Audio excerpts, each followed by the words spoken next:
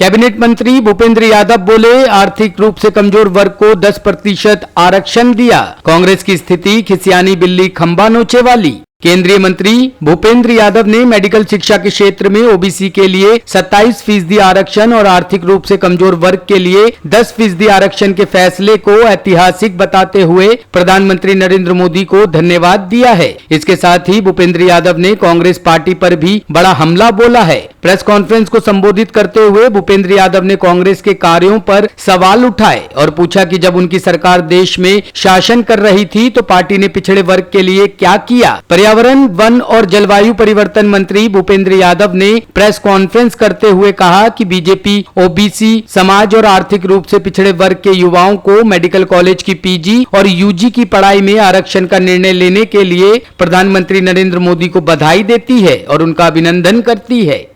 Bharatiya Janata party प्रधानमंत्री श्री नरेंद्र मोदी जी को OBC समाज और आर्थिक रूप से पिछड़े वर्ग के युवाओं को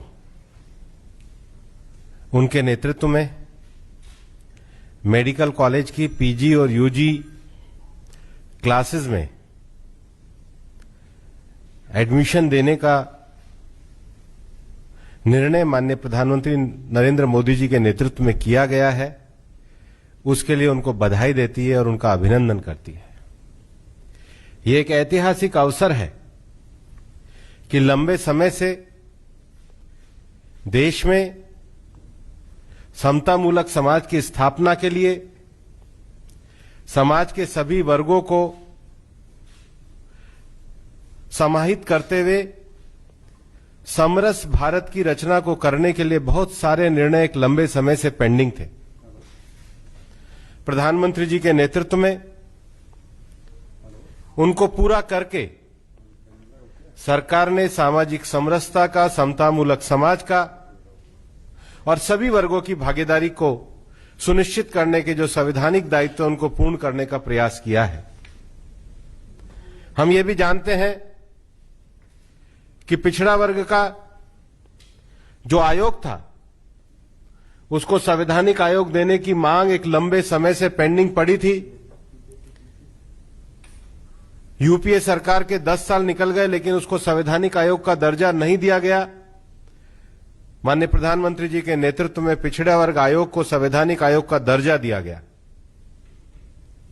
देश में एक लंबे समय से इस बात की भी मांग पेंडिंग थी कि जो सामान्य समाज के जो गरीब लोग हैं, आर्थिक रूप से जो कमजोर हैं, उनको भी संवैधानिक आरक्षण दिया जाए और इस विषय को भी माननीय प्रधानमंत्री जी के नेतृत्व में 10% आरक्षण आर्थिक रूप से कमजोर सामान्य वर्ग के लोगों को दिया गया।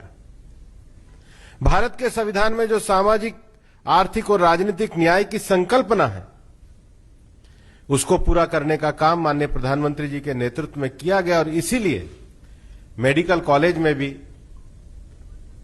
ओबीसी समाज के 27% और आर्थिक रूप से पिछड़े वर्ग के विद्यार्थियों के लिए भी 10% आरक्षण की बात की गई।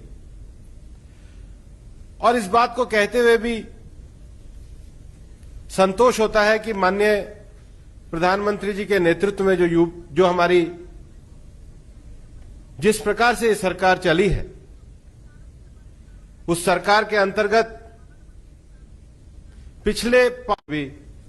ट्रिपल तलाक का अधिकार दिया गया। ये सब विषय भारत में एक लंबे समय से सामाजिक दृष्टि से, आर्थिक दृष्टि से कमजोर वर्ग के लोग जिस प्रकार से शासन में भागीदारी के साथ साथ विकास के मार्ग पर बढ़ना चाहते थे, सबका साथ, सबका विकास और सबका विश्वास की नीति को लेते हुए सरकार ने दृढ़ता के साथ उस पर कदम उठाए हैं। आज भले ही कांग्रेस कुछ भी कहे, लेकिन कांग्रेस का इतिहास इस बात को दर्शाता है कि कांग्रेस ने 1950 से लेकर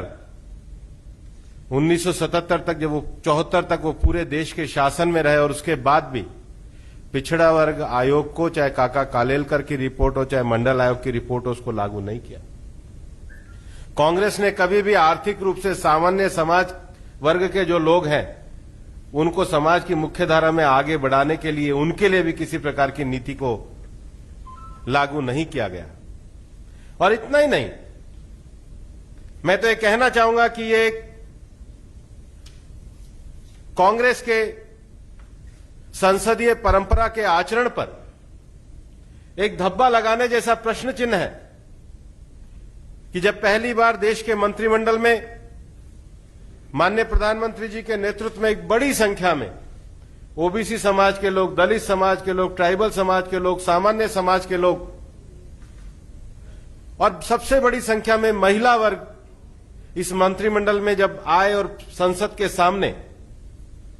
जब उनका परिचय कराना था, तो कांग्रेस ने अपने दुर्भाग्यपूर्ण आचरण से, संसदीय परंपरा की मर्यादाहीनता के आचरण से उन महिलाओं का परिचय भी नहीं होने दिया। ये संसदीय परंपरा और मर्यादा को तोड़ने का काम